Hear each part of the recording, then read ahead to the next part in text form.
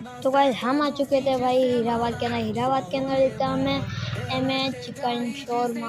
तो भाई यहाँ पे हम पहुंच जाते हैं, भाई को ऑर्डर दे दिया था बनाने का, तो भाई बना रहे थे। आप इनका मेन्यू देख सकते हो भाई, और भाई लंबी कतार से तो आप अंदाजा लगा सकते हो इनका स्पाइस कितना ढोल है। तो भाई अब देखें इनके ब्रेड, एक के बाद एक ब्रेड, भाई वो भी चिकन के अंदर लगा के बड़ा मजे का रोल था। अब आती है इसकी टेस्ट करने की बारी। जैसे इसको टेस्ट करते हैं, ये तो दिल को छू जाने वाली चीज़ थी।